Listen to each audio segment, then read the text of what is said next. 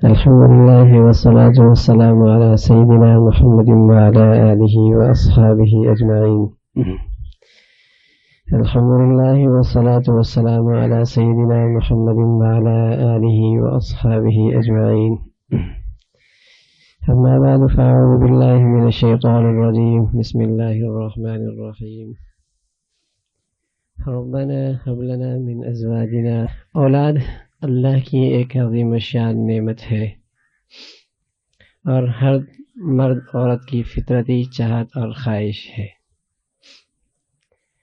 حضرات انبیاء علیہ الصلاۃ والسلام اللہ کے پیارے بندے تھے. ان کی چاہت بھی قرآن ذکر کرتا ہے. اپنے مولا کے سامنے دامن پھیلا کر کہتے ہیں رب ہب لی من لدنک ذریۃ طیبہ. کبھی کہتے ہیں مولا رب ہب لی من الصالحین. اپنے اللہ کے سامنے دامن پھیلا کر اولاد کی خواہش کا اظہار کرتے ہیں. ابراہیم علیہ الصلاۃ والسلام کہہ رہے رب ہب لی من الصالحین، اے اللہ نیک بیٹا دے. صرف اولاد نہیں مانگی، انبیاء کی سنت یہی ہے کہ جب بھی مانگی تو نیک مانگی، اس لیے کہ نیک اولاد دنیا میں بھی آنکھوں کی ٹھنڈک ہے، آخرت میں صدقہ جاریہ ہے. رسول کریم صلی اللہ علیہ وسلم فرمایا کرتے تھے ابن آدم دنیا سے چلا تو جاتا ہے، لیکن اگر اس نے نیک بیٹا چھوڑا تو اس کی ساری نیکیاں ابا کے نام اعمال میں لکھی جائیں گی. جب تک وہ زندہ ہے، جب تک وہ نیکیاں کر رہا ہے، اللہ کے بندہ اللہ یہ باپ اس کا نام اعمال بھی بھر رہا ہے. تو ابراہیم علیہ الصلاۃ والسلام دامن پھیلا کر کہہ رہے مولا بوڑھا تو ہو گیا ہوں، بیٹا نہیں ملا، لیکن مولا رب ہب لی من الصالحین، دے مجھے بیٹا، نیک بیٹا دے دے، نیک اولاد دے دے. ادھر زکریا علیہ الصلاۃ والسلام دامن پھیلا کر کہہ رہے رب ہب لی من لدنک ذریۃ طیبہ انک سمیع الدعاء. کبھی تو یوں کہہ رہے مولا انی بہن العظم منی واشتعل الرأس شیبا ولم اکن بدعائک رب شقیا وانی خفت الموالی من ورائی وکانت امرأتی عاقرا فہب لی من لدنک ولیا یرثنی ویرث من آل یعقوب واجعلہ رب رضیا یا زکریا انا نبشرک بغلام اسمہ یحییٰ. حضرت زکریا علیہ الصلاۃ والسلام مولا کے سامنے اپنے دل کی تمنا پیش کر رہے مولا مانا کہ میرے بال بھی سفید ہو گئے، میرے ہڈیوں کا گودا بھی ختم ہو گیا، میری بیوی بھی بانجھ ہو چلی ہے، بظاہر میری اولاد کا موسم جا چکا، بظاہر میری زندگی کا یہ موسم ایسا ہے کہ میں اولاد کی امید نہیں رکھتا، لیکن مولا جب بھی میں نے تیرے سامنے دامن پھیلایا ہے تو نے کبھی نامراد نہیں لوٹایا. مجھے امید ہے کہ تو میری یہ خواہش بھی پوری کرے گا. ایک موقع پہ جب دیکھا زکریا علیہ الصلاۃ والسلام نے مائی مریم کی کرامت کہ بلا موسم کے پھل میسر ہیں، تو فوراً زکریا علیہ الصلاۃ والسلام کو اپنی دل کی یاد پھر تازہ ہوئی. پھر مولا سے کہا مولا جیسے تو اس مریم کو بن موسم کے پھل دے سکتا ہے، مجھے زکریا کو بھی بن موسم کے اولاد دے دے. رب ہب لی من لدنک ذریۃ طیبہ، مجھے بھی بن موسم کے اولاد دے دے، لیکن ذریۃ طیبہ، اے اللہ نیک اولاد دینا، صالح اولاد دینا. اس لیے کہ نافرمان اولاد اللہ ہم سب کی حفاظت فرمائے. انما اموالکم و اولادکم فتنہ، یہ فتنہ بھی بنا کرتی ہے، فتنہ بھی بنا کرتی ہے، بلکہ یہ ایسی ہے کہ اندر انسان کو ختم کر دیا کرتی ہے. اس لیے کہ اندر کو رونا نہ کسی کو بتا سکتا ہے نہ دکھا سکتا ہے. اولاد جو اپنی ہے کس کس کے سامنے اپنی اولاد کا رونا روں گا، کہاں کہاں روں گا میں. اس لیے اندر کے انسان کو یہ اولاد ختم کر دیا کرتی ہے بس اوقات. اور یہ تو وہ دور ہے جس کے بارے میں پیارے نبی علیہ الصلاۃ والسلام نے خبردار کیا. ایک مرتبہ جبرائیل امین حضور علیہ الصلاۃ والسلام کے پاس آئے، انسانی شکل میں آئے، آ کر بیٹھ گئے، پہلو سے پہلو ملا کر آپ علیہ الصلاۃ والسلام سے کہنے لگے مل ایمان، ایمان کیا چیز ہے؟ صحابہ فرماتے ہیں اس آنے والے شخص کی حالت دیکھ کر ہمیں بڑی حیرت ہوئی کہ مسافر بھی نہیں لگتا تھا، اس لیے کہ اس پر سفر کے کوئی آثار نہیں تھے، مقامی بھی نہیں لگتا تھا اس لیے کہ ہم میں سے کوئی اسے پہچانتا بھی نہیں تھا، لیکن بڑا بے تکلفانہ انداز میں آ کے بیٹھا اور فوراً نبی علیہ الصلوۃ والسلام سے گفتگو شروع کر دی اور آتے ساتھ ہی سوال کرنا شروع کیے اور کہنے لگے مل ایمان، ایمان کیا ہے؟ حضور علیہ الصلوۃ والسلام نے فرمایا ان تؤمن باللہ وملائکتہ وکتبہ ورسلہ والیوم الآخر والقدر خیرہ وشرہ من اللہ تعالی والبعث بعد الموت. یہ آپ علیہ الصلوۃ والسلام نے ساری ایمانیات گنا دی. اس نے کہا صدقت، آپ نے سچ کہا. صحابہ اور حیران ہوئے، عجیب آدمی ہے، سوال بھی کر رہا ہے تصدیق بھی کر رہا ہے. پھر وہ کہنے لگا مل اسلام، اسلام کیا ہے؟ آپ علیہ الصلوۃ والسلام نے فرمایا ان تشهد ان لا الہ الا اللہ وتقیم الصلاة وتؤتی الزکاة وتصوم رمضان وتحج البیت ان استطعت الیہ سبیلا. اسلام یہ ہے اپنی زبان سے اللہ کی وحدانیت کی گواہی دو، محمد رسول اللہ کا اللہ کا سچا بندہ رسول مانو، نماز کو قائم کرو، زکوٰۃ کو دو، روزوں کو رکھو، اور حج کی استطاعت ہے تو حج کرو. اس نے کہا صدقت، آپ نے سچ کہا. اس نے پھر کہا مل احسان، یہ احسان کیا چیز ہے؟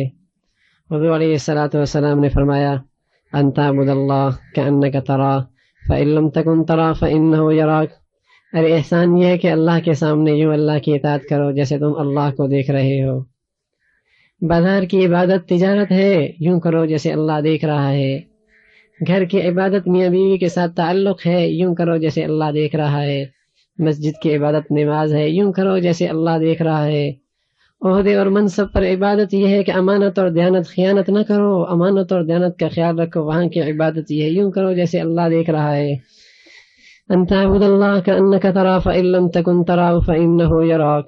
اگر یہ کیفیت نہیں تو یہ خیال کرو کہ تمہیں اللہ دیکھ رہا ہے. وَهُوَ مَعَكُمْ أَيْنَمَا كُنتُمْ، وہ تمہارے ساتھ ہے، یہ خیال کرو. تو حضور علیہ الصلوۃ والسلام نے جب یوں کہا تو اس نے کہا صدقت، آپ نے سچ کہا. اس نے ایک سوال اور کیا مسا، قیامت کب آئے گی؟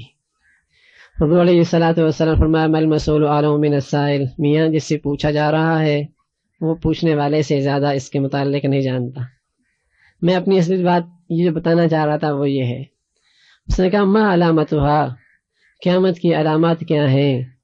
حضور علیہ الصلوۃ والسلام نے فرمایا ان تلد الامۃ ربتها، ان تلد الامۃ ربتها وان ترى الحفاة العراة يتطاولون في البنيان. دیکھو گے دنیا بھاگے گی تعمیرات کے پیچھے.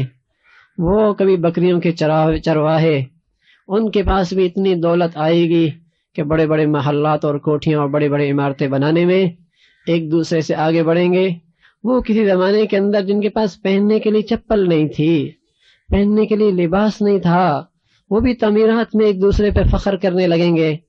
اور پھر جو بات میں بتانا چاہ رہا ہوں وہ یہ، حضور نے فرمایا ہاں قیامت کی علامت یہ بھی ہے ان تلد الامۃ ربتها، کہ آدمی اپنے آقا کو جنے گا، عورت اپنی ملکہ کو جنے گی، مرد اپنے آقا کو جنے. کیا مطلب؟ بیٹا باپ پہ حکم چلائے گا.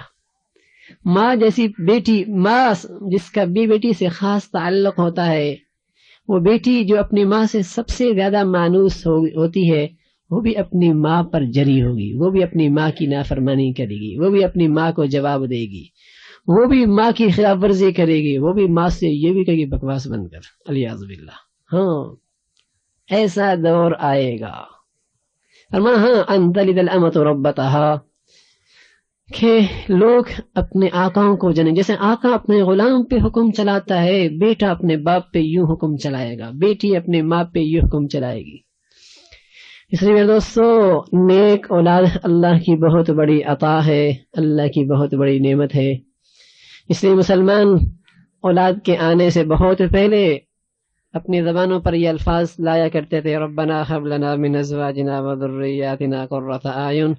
اے اللہ ایسی اولاد دے، ایسی اولاد دے جو میری آنکھوں کی ٹھنڈک بن جائے. جب باپ شروع سے یہ دعا کرتا ہے تو پھر اللہ بھی تو اللہ ہے، پھر اولاد ایسی مل جایا کرتی ہے.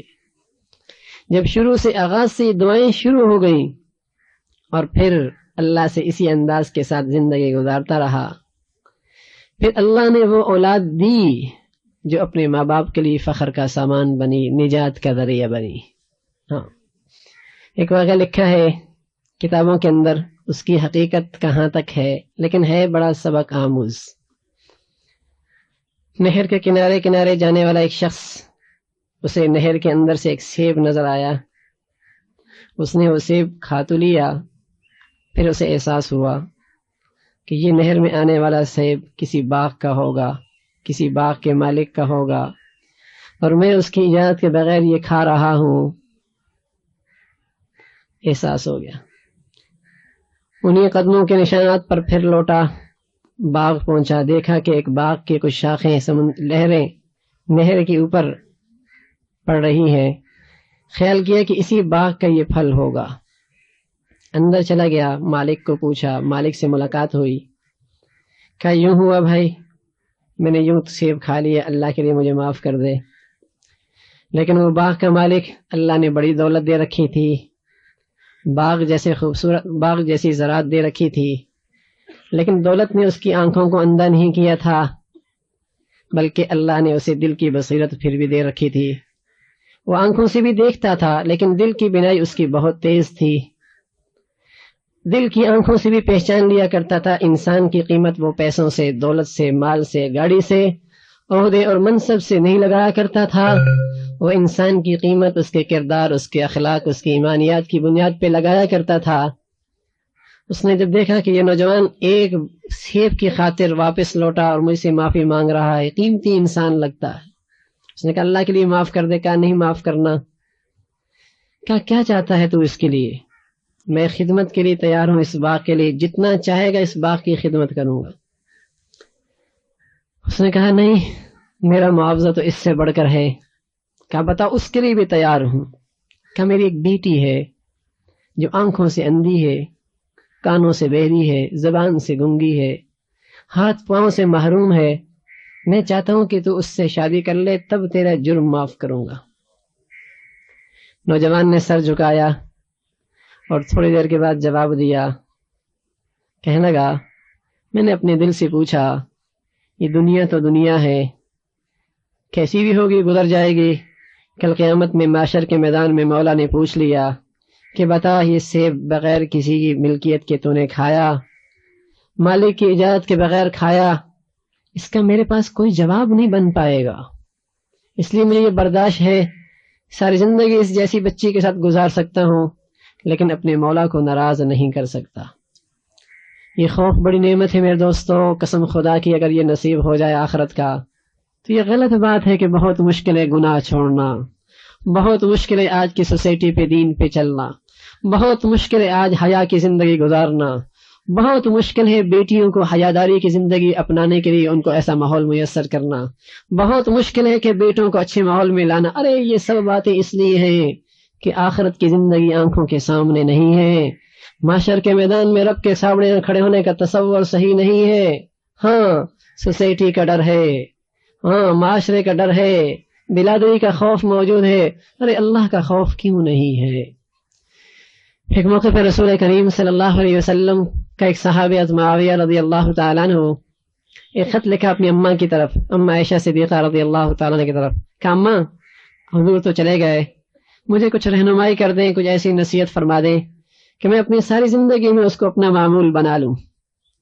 اللہ کی شان، خط کے جواب میں امی عائشہ صدیقہ رضی اللہ تعالیٰ نے چند باتوں میں نصیحت فرمائی، کہا بیٹے دیکھ، تیری زندگی میں بہت سارے مراحل ایسے آئیں گے، ایک طرف اللہ کی چاہت، اللہ کی پسند، اللہ کی رضا، دوسری طرف تیری بیوی کی چاہت، تیرے خاندان کی چاہت، تیری چاہت، تیرے خاندان کی چاہت، تیری بلادری کی رسم و رواج، یہ ایک طرف ہوں گے، ایک طرف اللہ کی چاہت ہوگی۔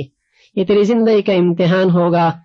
اگر اس گھڑی تو نے اپنے اللہ کو راضی کر لیا اور ساری دنیا کی مخالفت کو برداشت کر لیا تو اللہ بھی بڑا غیور ہے، اللہ تجھے مخلوق سے بے نیاز کر دے گا۔ ساری زندگی اللہ تجھے مخلوق کی محتاجگی سے محفوظ کر دے گا۔ اور بیٹے یہ بھی خیال کر، اگر اس امتحان کی گھڑی میں تو ناکام ہو گیا، اللہ کی پسند کا خیال نہ کیا، اللہ کی رضا کا خیال نہ کیا، اللہ کی چاہت کا خیال نہ کیا، اور بلادری کا خیال کر لیا، سوسائٹی کا خیال کر لیا، لوگوں کا خیال کر لیا، ارے دوستوں کا خیال کر لیا، پھر خیال کرنا اللہ بھی اللہ ہے، تجھے مخلوق کے حوالے کرے گا، اور یہ مخلوق محتاج ہے، کمزور ہے، اور تو ساری زندگی اسی طرح مصیبت کے اندر پھر سرگرداں رہے گا۔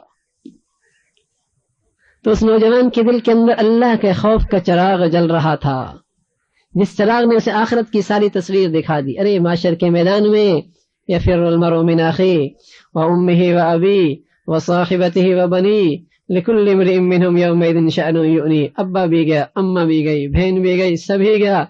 جو کتنی محبت کا اظہار اس دنیا میں کرتے تھے، ہر ایک جدا ہو گیا، ہر ایک نے فرار اختیار کر لیا۔ لکل امرئ منہم یومئذ شأن یغنیہ، يود المجرم لو يفتدي من عذاب يومئذ ببنيه وصاحبته وأخيه وفصيلته التي تؤويه ومن في الأرض جميعا ثم ينجيه۔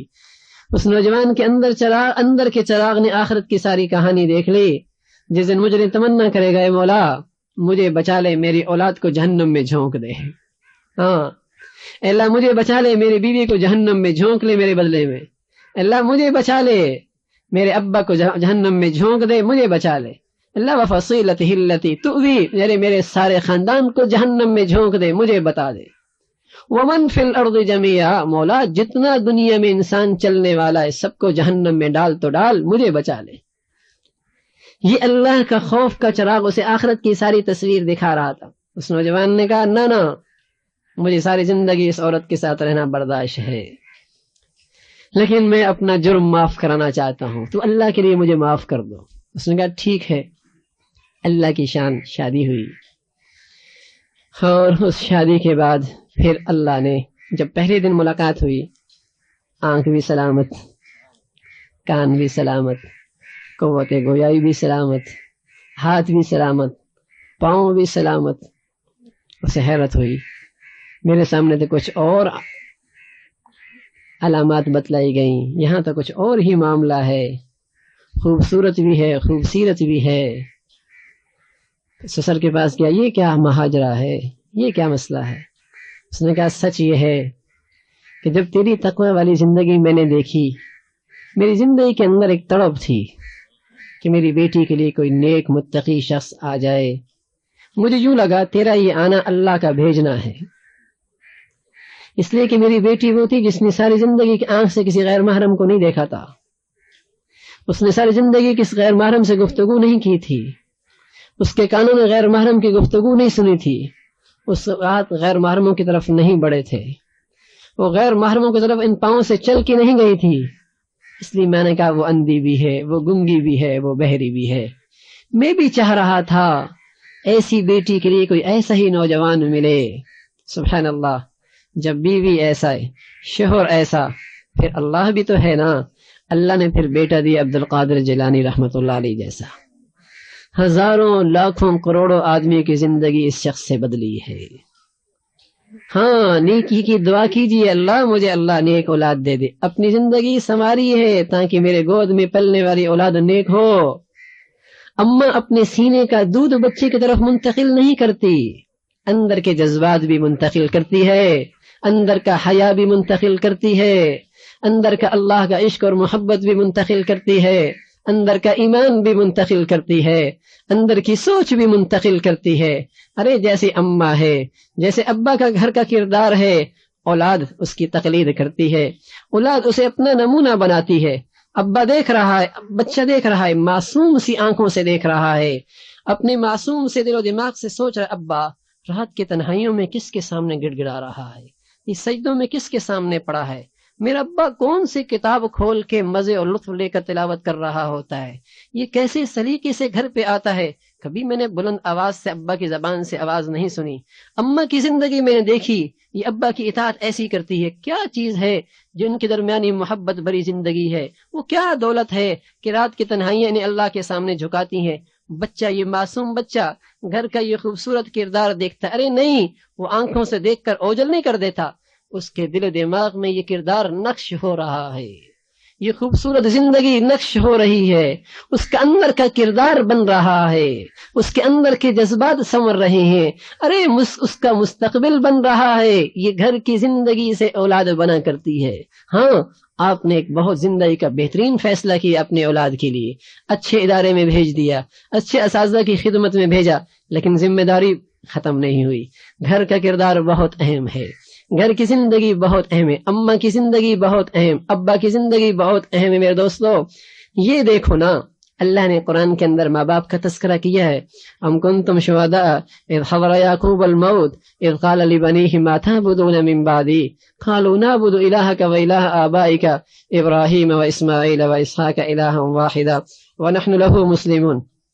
ایک ابا دنیا سے جانے لگا ہے، ہاں زندگی کی آخری سانسیں، اپنے بچوں کو، اپنی اولاد کو، اپنے پوتوں کو، نواسوں کو، سبھی کو اپنے ارد گرد جمع کر لیا، اور جمع کرنے کے بعد کہا بیٹے ساری زندگی میری اس فکر میں گزری کہ تمہارا اپنے اللہ سے تعلق رہے، تمہارا ایمان سلامت رہے، تمہارا رب سے رشتہ سلامت رہے، تم رب کے وفادار رہو.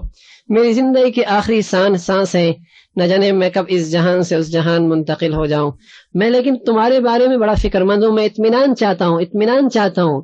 میری فکر مندی میں اضافہ ہو رہا ہے، جو میرے سانس اکھڑتے چلے جا رہے ہیں میری فکر مندی میں اضافہ ہو رہا ہے. میں مطمئن ہونا چاہتا ہوں کہ کہیں ایسا نہ ہو کہ میرے جانے کے بعد تمہارا رب سے رشتہ ٹوٹ جائے، اللہ سے وفاداری کا رشتہ ختم ہو جائے، ارے ایمان کا جوہر ختم ہونے لگے. مجھے یہ فکر ستائی جا رہی ہے. میرے بیٹو مجھے اطمینان چاہیے تمہارے بارے میں، بتاؤ تو صحیح میرے بعد تمہاری زندگی کا کیا چلن ہوگا. ہم کنتم شہداء اذ حضر یعقوب، یہ بھی تو کوئی ابا ہے نا، یہ بھی تو کوئی باپ ہے. ربنا انی اسکنت من ذریتی بواد غیر ذی زرع عند بیتک المحرم ربنا لیقیموا الصلاة فاجعل افئدة من الناس تہوی الیہم وارزقهم من الثمرات. ارے ابراہیم علیہ السلام بھی تو کسی اولاد کے باپ تھے. کیا کرے مولا، ٹھیک ہے مجھے ان کی معیشت کی بھی فکر ہے، ٹھیک ہے مجھے ان کی سوسائٹی کی بھی فکر ہے، ٹھیک ہے میں یہ بھی چاہتا ہوں کہ ان کی معیشت بھی اچھی ہو، ان کا رزق بھی اچھا ہو، ٹھیک ہے دنیا کے ساتھ ان کے تعلقات بھی اچھی ہوں، لیکن ان سب فکروں سے بڑھ کر میری فکر یہ ہے جو میرے دعا بتا رہی ربنا لیقیموا الصلاۃ، مولا تیرے سامنے جھکنے والی بھی ہو. باپ فکر کر رہا، ٹھیک ہے معاشی فکر بھی باپ کر رہا، اس کے جسم کی ضروریات کی فکر بھی باپ کر رہا، ہاں اماں اس کی جائز ضروریات بھی پورا کر رہی، لیکن ایک باپ کیا کہہ رہا، مولا ربنا لیقیموا الصلاۃ، میری سب سے بڑی تمنا یہ ہے یہ تیرے بن کے رہے، ربنا لیقیموا الصلاۃ. تو یہاں بھی ابا دنیا سے جا رہا اور جاتے جاتے نصیحت کر رہا، بیٹے بتاؤ تو صحیح میرے مرنے کے بعد کیا ہوگا. اولاد بھی، اس پر بھی اولاد باپ کی تربیت کا رنگ چڑھ چکا تھا، اس لیے کہ اس نے صرف ابا کے زبان کے الفاظ نہیں سنے تھے، راتیں بھی دیکھی تھیں، دن بھی دیکھے تھے، دن کی زندگی بھی دیکھی تھی، اس کے اخلاق بھی دیکھے تھے، اس کا رہن سہن بھی دیکھا تھا. یہ ساری زندگی اس پہ نقش ہو چلی تھی. بیٹے کہتے ہیں ابا جان کیوں گھبراتے ہو، جس رب کے تم وفادار رہے ہو، جس رب کا ابراہیم وفادار رہا ہے، جس رب کا اسماعیل وفادار رہا ہے، جس رب کے دوسرے نبی تیرے ہمارے خاندان کے انبیاء وفادار رہے، ہم بھی اسی رب کی وفاداری میں زندگی گزاریں گے علیہم الصلاۃ والسلام. ہم بھی ان کے وفادار بن کر، آپ اطمینان رکھیے، اب ہمارے بارے میں مطمئن رہیے، آپ کے مرنے کے بعد ہی اسے رب سے تعلق رہے گا. قرآن ایک ابا کا ذکر کر رہا، وَإِذْ قَالَ لُقْمَانُ لِابْنِهِ وَهُوَ يَعِظُهُ يَا بُنَيَّ لَا تُشْرِكْ بِاللَّهِ. یہ باپ کیا کہہ رہا، بیٹے میرے دل کے ٹکڑے. قرآن کے الفاظ بھی عجیب ہیں، یا بنیہ میرے دل کے ٹکڑے، ہاں میرے جگر گوشے، سن یا بنیہ، اس لیے کہ میری تیری محبت کا تقاضا یہ ہے کہ میں تجھے اپنے رب کی پہچان تو کرا دوں. لا تشرک باللہ، بیٹے اللہ کے ساتھ شریک نہ کرنا، وہ اکیلا ہے اپنے ذات میں، وہ اکیلا ہے اپنے صفات میں، اس کا خیال کرنا، اس کی عظمت کو پہچاننا. وَهُوَ مَعَكُمْ أَيْنَمَا كُنْتُمْ، اکیلا نہیں ہے تو جہاں بھی ہے وہ تیرے ساتھ ہے. ما يكون من نجوى ثلاثة إلا هو رابعهم ولا خمسة إلا هو سادسهم ولا أدنى من ذلك ولا أكثر إلا هو معهم. ایک ہے تو دوسرا وہ، تین ہو تو چوتھا اللہ، چار ہو تو پانچواں اللہ، ایک تھوڑے ہو یا زیادہ ہو اللہ تمہارے ساتھ ہے. اللہ کی عظمت کو پہچاننا. وَإِن يَمْسَسْكَ اللَّهُ بِضُرٍّ فَلَا كَاشِفَ لَهُ، اور اب پکڑنے پہ آئے ساری دنیا مل جائے، چھڑانے پہ کوئی چھڑا نہیں سکتا. ما يفتح الله للناس من رحمة فلا ممسك لها وما يمسك فلا مرسل له، اور اب نوازنے پہ آئے ساری دنیا کی طاقتیں مل جائیں محروم نہیں کر سکتی. ومن يهن الله فما له من مكرم، اور اب ذلیل کرنے پہ آئے ساری دنیا کی کوئی طاقت رسوا نہیں، عزت نہیں دے سکتی. ارے اسی کے خزانوں میں ہیں وللہ خزائن السماوات والارض، عزت کے خزانے، سکون کے خزانے، راحتوں کے خزانے. قسم خدا کی دولت سے تو بینائی بھی نہیں آیا کرتی، دولت سے تو صحت بھی نہیں ملا کرتی، دولت سے تو مولٹی فارم کا گدا اور ایسی تو آ سکتا ہے، میٹھی نیند تو نہیں آ سکتی۔ دولت سے تحفے اور تحائف کے تبادلے تو ہو سکتے ہیں، لیکن محبتیں تو نہیں خریدی جا سکتی۔ دولت سے کیا آ سکتا ہے؟ ایک وقت دولت بھی کہتی، اب آگے اس سے بس۔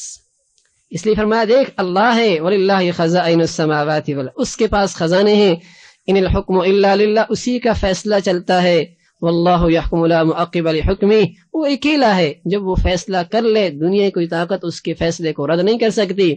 وَلِلَّهِ مُلْكُ السَّمَاوَاتِ وَالْأَرْضِ، زمین و آسمان کی بادشاہت اسی کی، زمین کا ذرہ اپنی جگہ سے نہیں ہلتا، درخت کا پتا اپنی جگہ سے نہیں ہلتا، سمندر کے قطرے اپنی جگہ سے نہیں ہلتی، بلکہ اللہ کا حکم چلتا ہے، اللہ کی منشا چلتی ہے، اللہ کا نظام چلتا ہے۔ وَلِلَّهِ مُلْكُ السَّمَاوَاتِ وَالْأَرْضِ، بیٹے یا بنیا لا تشرک باللہ، اس رب کو نہ بھولنا، وہ اکیلا ہے، اپنی ذات میں اپنی صفات میں اسی کے سامنے جھکنا، اسی سے امید وابستہ رکھنا، صرف اسی سے ڈرنا، اسی سے ڈرنا، اسی سے تعلق رکھنا۔ تیرے رات دن میں یہ پہچان ہو کہ تو کسی پیدا کرنے والے کا بندہ ہے، کسی پیدا کرنے والے کا بندہ ہے۔ دنیا کے اندر جب یہ بچہ معصوم سا دنیا میں آتا ہے تو میرے نبی علیہ الصلوۃ والسلام کی سنت کیا ہے؟ ادھر بھی اذان کہہ دو، ادھر بھی اقامت کہہ دو۔ ارے اس معصوم کے ذہنوں کے اندر اذان اقامت کا کیا مطلب ہے؟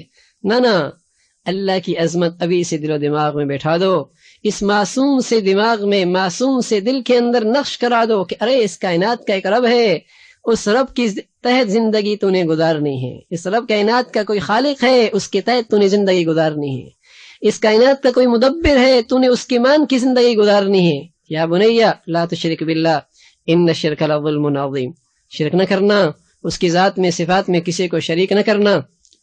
آگے فرمایا وَوَصَّيْنَا الْإِنسَانَ، ابا بیٹے کو رب کا بنا رہا، اللہ نے بیچ میں دو جملے اور لے کے آئے، وَوَصَّيْنَا الْإِنسَانَ بِوَالِدَيْهِ إِحْسَانًا، ہم نے اولاد سے کہا اپنے والدین کا فرما بردار بن کے رہنا۔ کیا ربط ہے یہ؟ تو کیا تعلق ہے دونوں سے؟ وہاں تو نصیحت چل رہی ہے، یہاں اللہ اپنی کلام بھیج رہا۔ ربط یہ ہے کہ اللہ یہ کہہ رہا تم اولاد کو ہمارا بناؤ گے، ہم اس اولاد کو تمہارا بھی بنائیں گے۔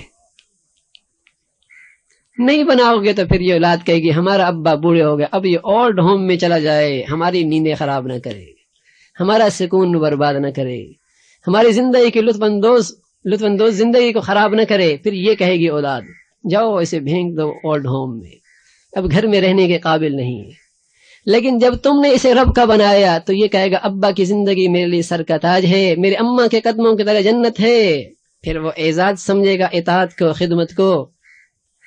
اس لیے اللہ نے کہا وَوَصَّيْنَا الْإِنسَانَ، جب تم اپنی اولادوں کو ہمارا بناؤ گے پھر ہم بھی اس کو تمہارا بنائیں گے، تمہارا بھی پھر بنے گا، جو ہمارا بنے گا وہ تمہارا بھی بنے گا۔ پھر ابا کہہ رہا یا بنیہ انہا ان تک مثقال حبۃ من خردل فتکن فی صخرۃ او فی السماوات او فی الارض یاتی بہ اللہ۔ بیٹے خیال کرنا، گناہ کتنا ہی تاریکی میں کیوں نہ کر لے، کتنا ہی کامیابی کے ساتھ کیوں نہ کر لے، کتنا ہی رات کی تنہائیوں میں کیوں نہ کر لے، کتنا ہی پہاڑوں کی اوٹ میں کیوں نہ کر لے، کیوں نہیں سمندر کی لہروں کے درمیان کر لے، کیوں نہ زمین و آسمان کی فضاؤں کے اندر تو اسے گناہ سرزد ہو، یاد رکھنا ان تک مثقال حبۃ من خردل فتکن فی صخرۃ او فی السماوات او فی الارض۔ ایک رب ہے جو تجھے دیکھ رہا ہے، وہ تجھے دیکھ رہا ہے، واللہ علیم بذات الصدور۔ ارے وہ صرف دل، اس ظاہری آسمان کی، زمین و آسمان کی دنیا کو نہیں دیکھتا، وہ دلوں کی دل کی دنیا پر بھی اس کی نگاہ ہے۔ وحصل ما فی الصدور، کل قیامت میں وہ زندگی بھی سامنے آئے گی۔ اس لیے خیال کرنا انہا ان تک مثقال حبۃ من خردل، غلط آنکھ اٹھاتی ہوئی ڈرنا کہ ایک اللہ ہے وہ دیکھ رہا ہے، غلط بول زبان سے نکالتی ہوئی ڈرنا ما یلفظ من قول الا لدیہ رقیب عتید، یہ زبان کے بول فضا کے اندر بکھرے نہیں، یہاں محفوظ ہو گئے۔ ہاتھ بڑھاتی ہوئی خیال کرنا کوئی رب دیکھ رہا ہے۔ وقالوا لجلودهم لما شهدتم علينا قالوا انطقنا الله الذي انطق كل شيء وهو خلقكم اول مرة۔ ہاں خیال کرنا یہ اعضاء کل بولیں گے اور انسان کہے گا اے نادان، اے اعضاء، تم نے تمہاری خاطر ساری لذتیں، تمہاری لذت کی خاطر سارے گناہ میں نے کیے، اور آج ران بھی میرے خلاف بول رہی، ہاں آج جسم کا ہر عضو میرے خلاف بول رہا۔ وقالوا لجلودهم لما شهدتم علينا، جسم کے اعضاء بولیں گے جس رب نے زبان جیسے گوشت کے لوتھڑے کو قوت گویائی دی، اس اللہ کا آج حکم ہمیں بھی ہے کہ تم بھی بولو۔ ہاں اس لیے بیٹے سے کیا کہہ رہا، بیٹے خیال کرنا نافرمانی کرنے سے پہلے یہ سوچ لینا کہ رب ہے یأتی بہا، وہ ساری تیری گناہ لے کے آئے گا. ووضع الكتاب فطر المجرمین مشفقین مما فیہ ويقولون یا ویلتنا ما لهذا الكتاب لا يغادر صغیرۃ ولا کبیرۃ الا احصاها. مجرم اپنے سامنے نام اعمال کھلا دیکھے گا اور کہے گا لا یغادر صغیرۃ ولا کبیرۃ الا احصاها. کیا ہوا اس نام اعمال کو؟ اس نے رات کا گناہ چھوڑا، نہ دن کے اجالے کا گناہ چھوڑا، نہ بڑا گناہ چھوڑا نہ چھوٹا چھوڑا، سبھی اس کے اندر نقش موجود ہے، تصویر موجود ہے. لا یغادر صغیرۃ ولا کبیرۃ. فمن يعمل مثقال ذرة خيرا يرى ومن يعمل مثقال ذرة شرا يرى. تو ایک باپ اپنے بیٹے کی تربیت کرا، بیٹے ان تک مثقال حبة من خردل فتكن في صخرة او في السماوات او في الارض يأتي بها الله ان الله لطيف خبير. بڑا باخبر ذات ہے، بڑا بریک بائیں وہ ذات، وہ سب دیکھ رہا، اس کی نگاہیں موجود ہیں. کہیں بھی گناہ کرے تو اس کی نگاہوں سے اوجل نہیں ہو سکتا، اس کے علم سے غائب نہیں ہو سکتا. ایک نوجوان ابراہیم ابن ادہم رحمۃ اللہ علیہ کے پاس آیا اور کہنے لگا ابراہیم جی چاہتا ہے کہ اللہ کی پکڑ سے بچ جاؤں، لیکن زندگی کے لگے بندے گناہ ایسے ہیں کہ چھوٹ بھی نہیں پاتے، کوئی ایسی تجویز دے دو گناہ بھی کرتا رہوں اللہ کی پکڑ سے بچ جاؤں. یہ عجیب لوگ ہوتے ہیں. کندھے پہ ہاتھ رکھا، نوجوان کو قریب کیا، کہا بیٹے چند تجاویز دیتا ہوں، اس پہ عمل کر لو، پکڑ سے بھی بچ جاؤ گے، گناہ بھی کرتے رہنا. کہا بیٹے ایک تجویز تو یہ ہے، ایسا کر، نہ اللہ کی نعمتیں استعمال کر، نہ اس کا ماننا تیرے اوپر ضروری ہوگا. کہا حضرت یہ تو نہیں ہو سکتا، ایسا تو نہیں ہو سکتا. اس لیے کوئی گھڑی، کوئی گھنٹہ، کوئی سا ایسی نہیں ہے کہ ہم اللہ کی نعمتیں استعمال نہ کر رہے ہوں. مولا کریم بھی کہتا ہے وَإِن تَعُدُّوا نِعْمَتَ اللَّهِ لَا تُحْصُوهَا. ارے اتنی نعمتیں ہیں، اتنی نعمتیں ہیں، ممکن ہے دنیا کی ساری چیزیں شمار کر لو، اللہ کی عطا کردہ نعمتوں کو شمار نہیں کر سکتے. یہ دوسری بات ہے میرے دوستو، جب تک یہ نعمت ہوتی ہے تو اس کا احساس بھی نہیں ہوتا. آنکھ والوں کو کیا پتا کہ آنکھ کا ہونا کتنی بڑی نعمت ہے. اس سے پوچھو جو اس بینائی کی دولت سے محروم ہے، اس سے پوچھو جو قوت سماعت سے محروم ہے، اس سے پوچھو جو قوت گویائی سے. ساری زندگی اسی حسرت کو لیے کہ اندر کے جذبات کیسے باہر منتقل کروں، کب میں اپنی اماں کو اپنی آنکھوں سے دیکھ لوں، کب میں اپنی اماں کی آواز کانوں سے سن لوں. اسی حسرت کے ساتھ دنیا سے چلا جاتا ہے. کہ حضرت یہ تو نہیں ہو سکتا. کہ اچھا بیٹے پھر دوسری تجویز دیتا ہوں، ایسا کر اللہ کی سلطنت سے نکل جا، نہ اس کی سلطنت میں رہے گا نہ اس کی بات ماننے ضروری ہوگی. کہ حضرت یہ بھی نہیں ہو سکتا. کہ اچھا بیٹے پھر ایسا کر جب مرنے لگے تو تھوڑی دیر کے لیے خیال کر، کہہ دینا فرشتوں سے ٹھہر جاؤ بعد میں آنا، توبہ کر لوں میں. کہ حضرت یہ بھی نہیں ہو سکتا. وَلَن يُؤَخِّرَ اللَّهُ نَفْسًا إِذَا جَاءَ أَجَلُهَا. جب وہ گھڑی آتی تو پھر مہلت نہیں ملا کرتی، دفتر جاتے جاتے بھی موت آ جایا کرتی ہے، خوشیوں میں بیٹھی بھی موت آ جایا کرتی ہے.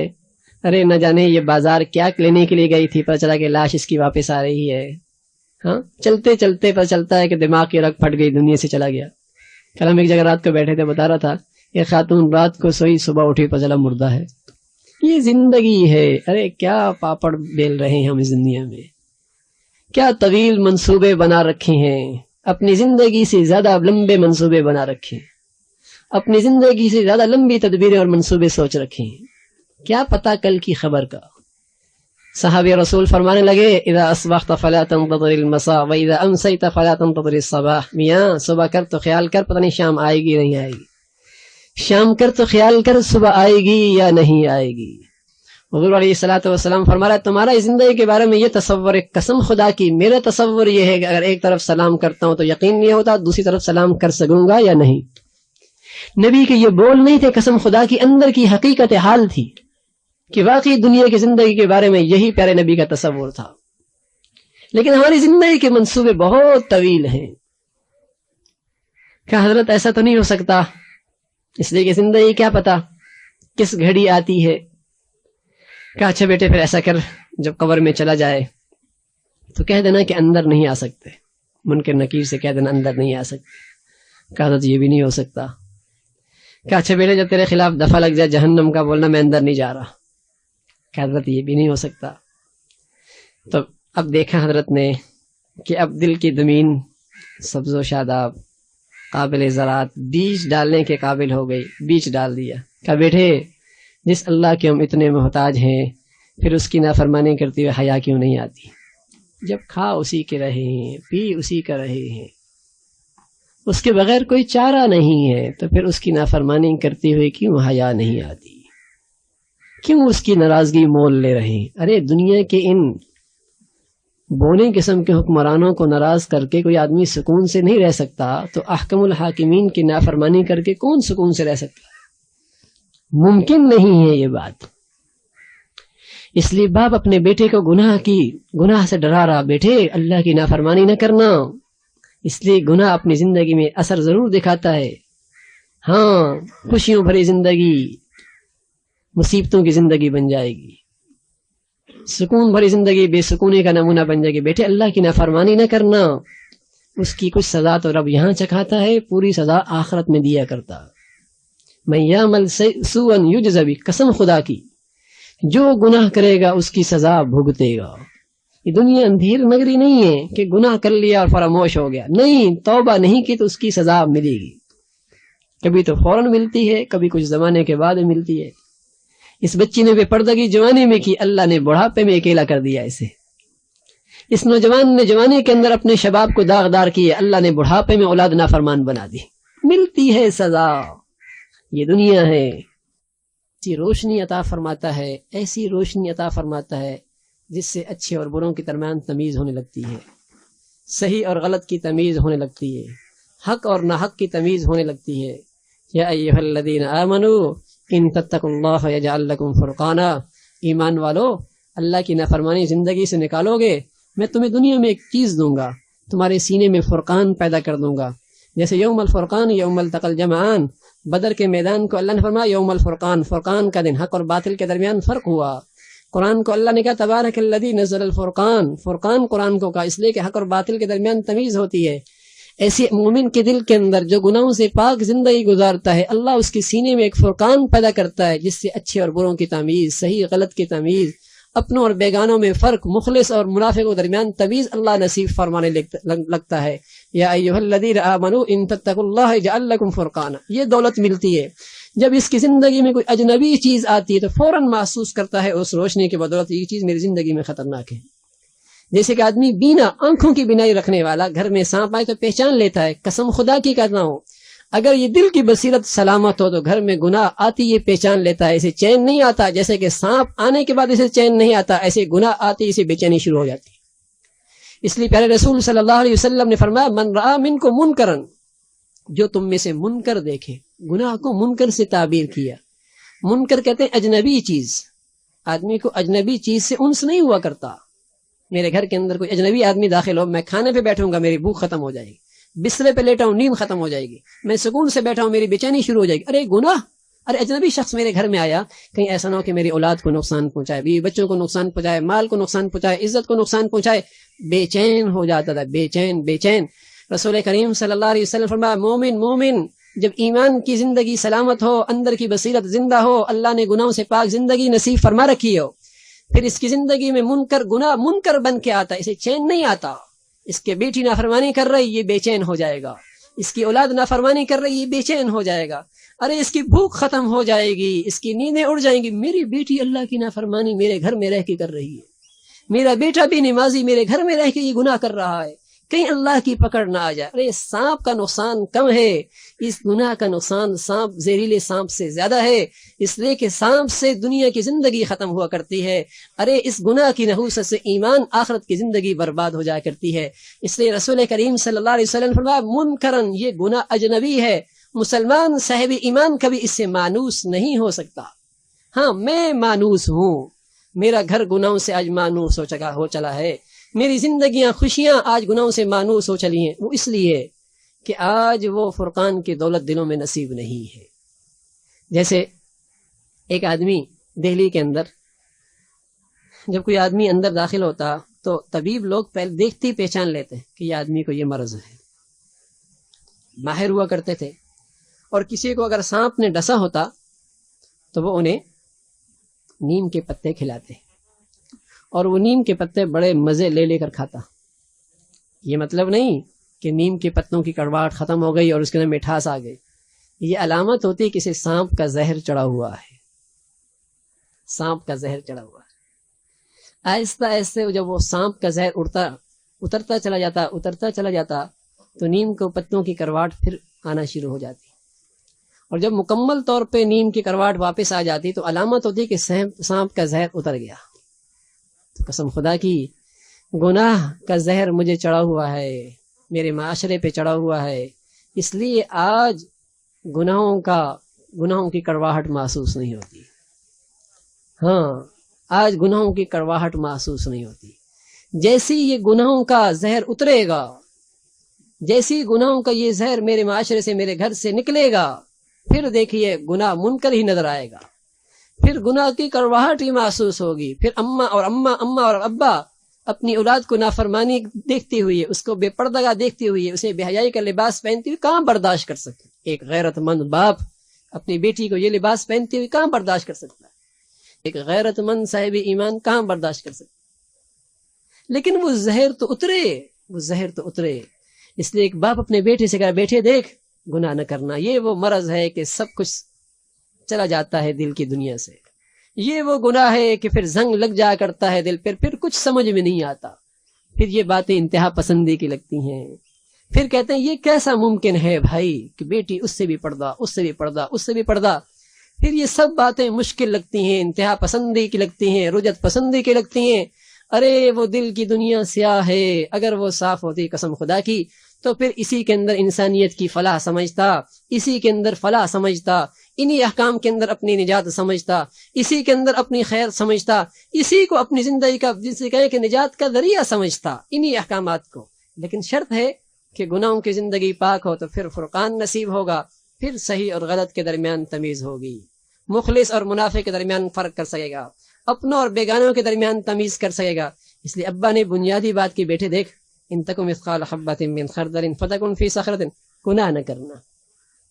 پھر کہا، بیٹے یا بنی اقم الصلاۃ، میرے لاڈلے اقم الصلاۃ، نماز پڑھنا، اس لیے کہ بن نماز کے مسلمان کا رشتہ رب سے ٹوٹ جایا کرتا ہے، بن نماز کے مسلمان کا رشتہ رب سے ٹوٹ جایا کرتا ہے۔ ارے ایمان کی سرحدوں کو خیر بات کہہ دیا کرتا ہے، من ترک الصلاۃ متعمدا فقد کفر۔ میرے عزیزو، جو گناہ معاشرے میں زیادہ رائج ہو جائے اس کی گندگی کی شدت کا احساس بھی دل دماغ سے محو ہو جاتا ہے۔ شراب سے بڑا گناہ ہے بے نمازی ہونا، زنا سے بڑا گناہ ہے بے نمازی ہونا، لیکن کیا کریں، شراب اس درجے کی نہیں ہے ہمارے معاشرے میں، اس لیے الحمدللہ اس کی گندگی کا احساس ہے، بے نمازیوں کی تعداد زیادہ ہے، اس لیے اس گناہ کا احساس بھی محو ہو چکا ہے۔ ورنہ نبی علیہ الصلوۃ والسلام نے جو وعید فرمائی، من ترک الصلاۃ متعمدا فقد کفر، ارے جو جان بوجھ کے نماز چھوڑ دے وہ تو ایسا ہے کہ اسلام کی سرحدوں کو خیر باد کہہ رہا ہے۔ اس لیے تو پیارے نبی نے تلقین فرمائی، ابا سے بھی کہا، اماں سے بھی کہا، ارے بچپن میں اپنے اولاد کو نمازوں کا عادی بناؤ، کہیں ایسا نہ ہو، خدا نہ کرے، اللہ نہ کرے بلوغت کے بعد اس کی ایک نماز رہ گئی تو اس کا رب سے رشتہ ٹوٹ جائے گا، اسلام سے رشتہ ختم ہو جائے گا۔ اس لیے بچپن سے اسے نماز کا ایسا عادی بناؤ، یا بنی اقیم الصلاۃ، بیٹھے نماز پڑھنا۔ اس لیے قرآن کی تصویر مجھے کچھ دکھا رہی ہے، ما سلککم فی سقر قالوا لم نک من المصلین، کیوں پڑے ہو جہنم میں؟ لم نک من المصلین، ہم نماز نہیں پڑھا کرتے تھے۔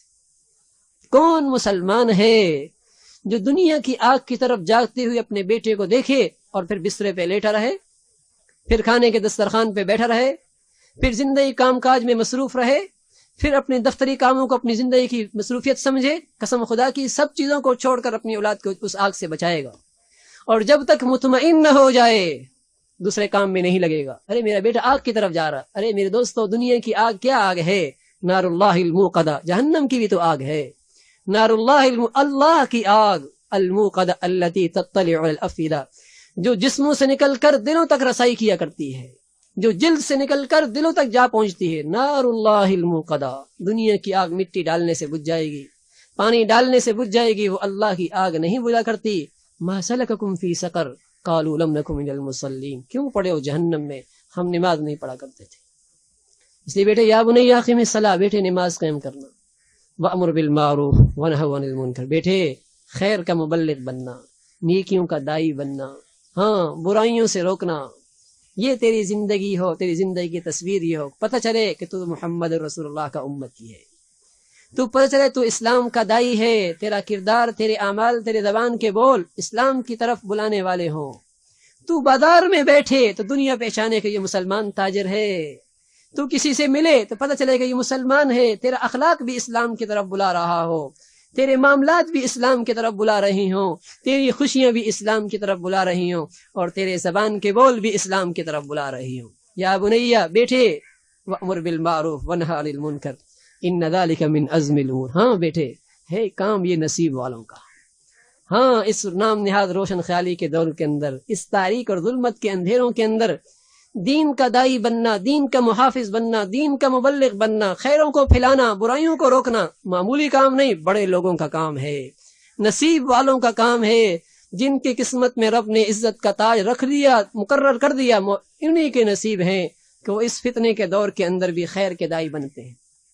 اور پھر فرمایا وقصد فی مشیک واغضض من صوتک ان انکر الاصوات لصوت الحمیر۔ بیٹے اب آگے چند جملے کہے اخلاق کے متعلق، اللہ کی شان،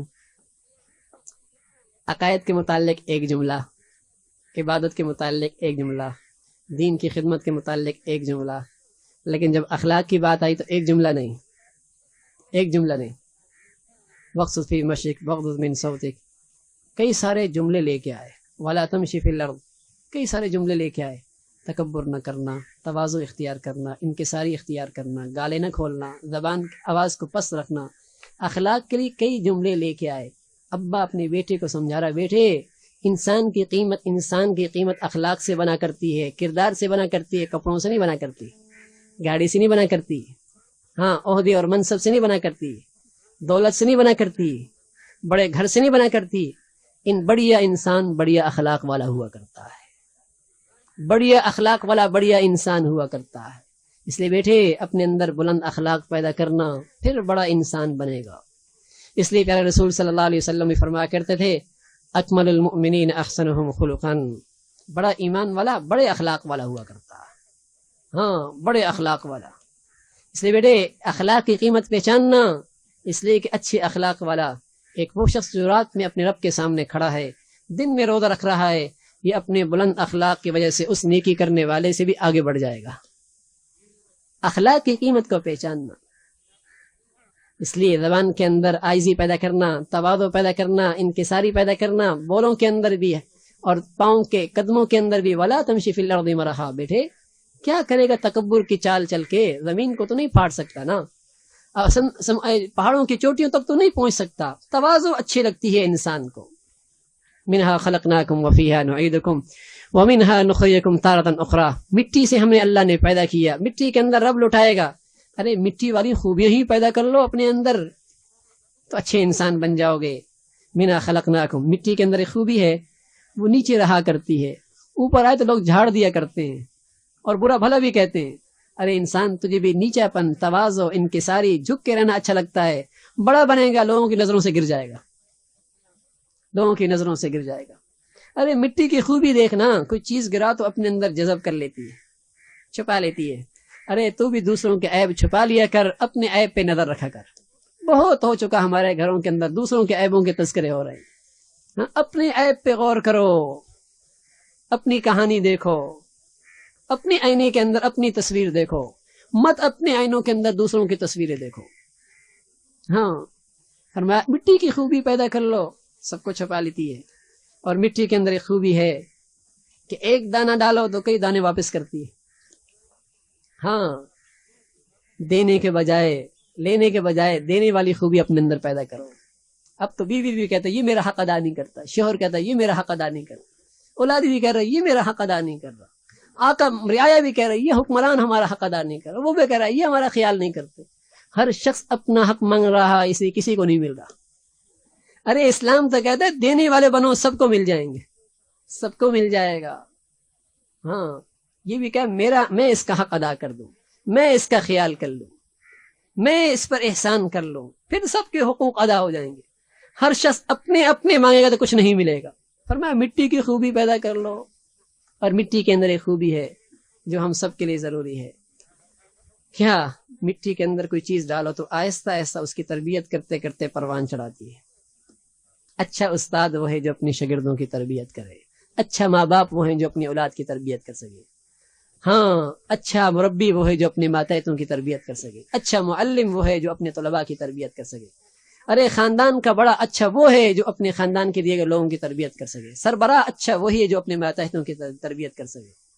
تو فرمایا مٹی اپنے اندر تربیت کا مادہ رکھتی ہے، پروان چڑھاتی ہے، اچھا انسان بھی وہ ہے جو اپنے اندر تربیت کا مادہ رکھے، اولاد کی تربیت کرے، اولاد کی تربیت کرے۔ ارے بڑی دولت ہے یہ اولاد، بڑی دولت ہے، یہ گوشت پوشت کا لوتھڑا نہیں ہے، عظیم الشان رب کی عطا ہے، اسے قدردانی کرنا، اسے بنائیں کہ اللہ کے دین کا محافظ بنے، ملت کا محافظ بنے، امت فرد کا قیمتی انسان بنے۔ ارے یہ دنیا ہے، یہ چلی گئی، ملے گا اسے جو ملنا ہے قسمت میں، اس کی محنت بھی کرنی ہے، لیکن اولاد کی تربیت کا مقصد کچھ اور ہو، یہ رب کا وفادار بنے، رب کا دین کا محافظ بنے، ملت کا نگہبان بنے، ملک کے استحکام کا ذریعہ بنے۔ ارے کوئی مقصد ہو زندگی میں اولاد کی تربیت کا، میں کیوں پڑھا رہا ہوں اپنی اولاد کو، میرا بچہ کیوں دنیا میں آیا ہے، اللہ نے یہ نعمت مجھے کیوں دی ہے، اس سے میں کیا کام لوں گا مستقبل کے اندر۔ روٹی کھا لینا، اولاد کو صرف پیدا کر لینا، مال کما لینا، ارے یہ ایک چھوٹی سی چمٹی بھی کر لیا کرتی ہے، وہ بھی اپنا بہت سارا ذخیرہ اپنے بلوں کے اندر جمع کر لیتی ہے۔ ہم تو انسان ہیں، اور انسانوں میں پھر مسلمان ہیں، اور مسلمانوں میں پھر امت محمدیہ کا اعزاز ہم سب کو حاصل ہے۔ ارے اولاد کی وجود کا مقصد ہو، تربیت کا مقصد ہو، اور اس نعمت کو کسی بڑی عظیم مقصد کے لیے تیار کریں۔ اللہ بھائی مجھے بھی اور آپ کو بھی کہنے سننے صدا عمل کی توفیق نصیب فرما دے۔ وآخر دعوانا الحمد للہ رب العالمین۔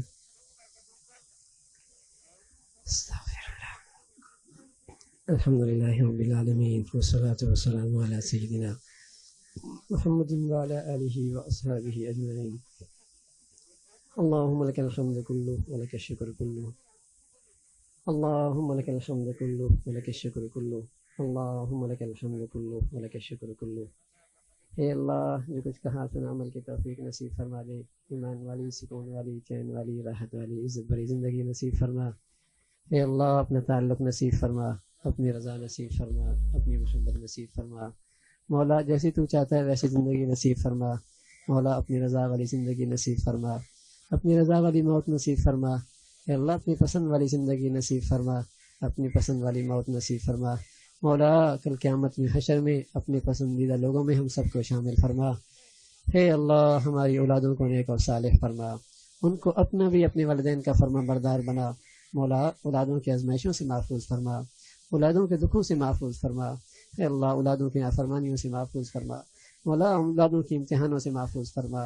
اے اللہ ہماری اولادوں کو ہمارے لیے آنکھوں کا ٹھنڈک بنا، اے اللہ ذخیرہ آخرت بنا، ہمارے لیے صدقہ جاریہ بنا۔ مولا جیسے تو چاہتا ہے ویسے ہمیں اپنے گھروں کا ماحول بنانے کی توفیق نصیب فرما۔ مولا جیسے تو ہمارے رات دن دیکھنا چاہتا ہے مولا ویسے ہمیں کرنے کی توفیق نصیب فرما۔ مولا جیسے تو ہماری خوشیاں دیکھنا چاہتا ہے مولا ہمیں اپنی خوشیاں ایسے کرنے کی توفیق نصیب فرما۔